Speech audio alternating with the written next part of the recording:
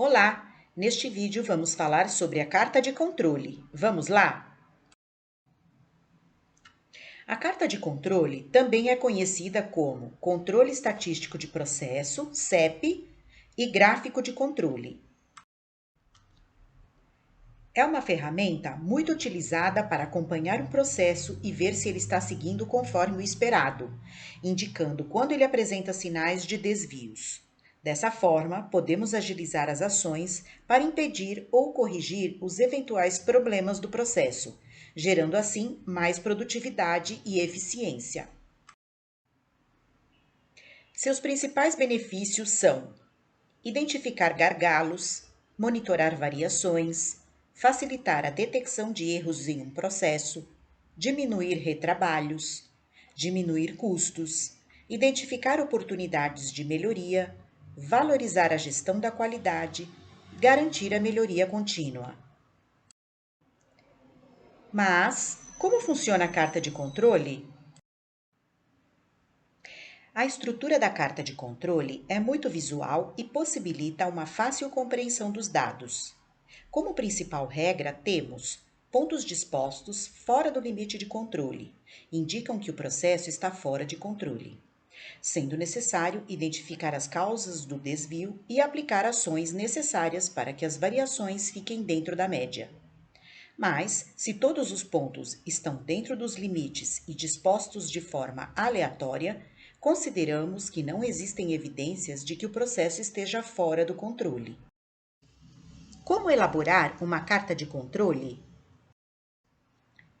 Para entender melhor essa regra, temos a representação da carta de controle. E a primeira coisa a ser definida é a variável que se quer controlar, para depois definir a frequência, que pode ser de amostras ou período.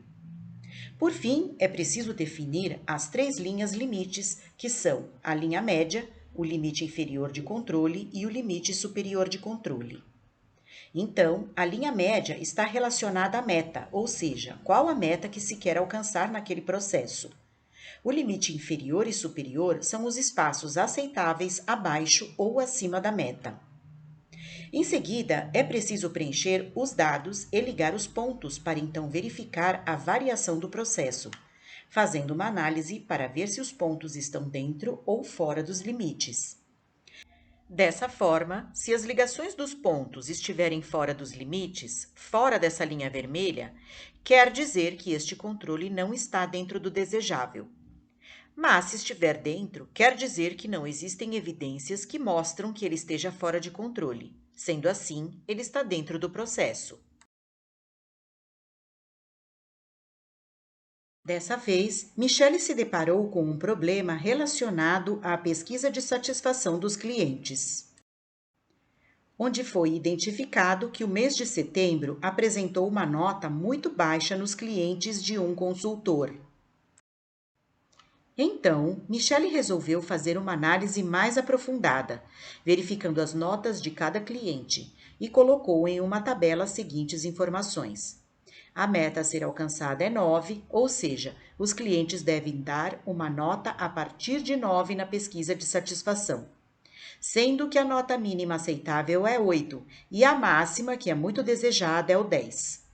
Essas são as linhas limite, inferior, superior e a linha média.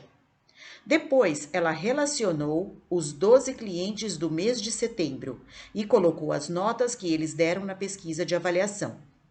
Neste caso, as notas foram as variáveis e a frequência foram os clientes.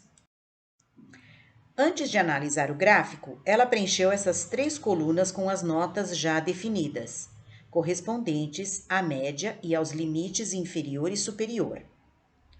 Dessa forma, foi possível verificar no gráfico a linha 9, que é a linha média que se quer alcançar, e os limites desejáveis, sendo que até 8 está ok, mas abaixo disso, a Michele precisou analisar e procurou entender o que aconteceu e quais foram os motivos para essa nota tão baixa.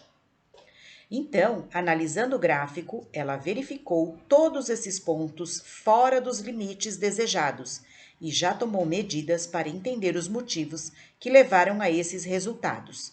Dessa forma, ela ficou mais preparada para planejar ações assertivas a fim de resolver esse problema. Bom, pessoal, chegamos ao fim. Esperamos que este vídeo possa ajudar você quando houver a necessidade de analisar as variações de dados de um determinado processo da sua área. Até a próxima!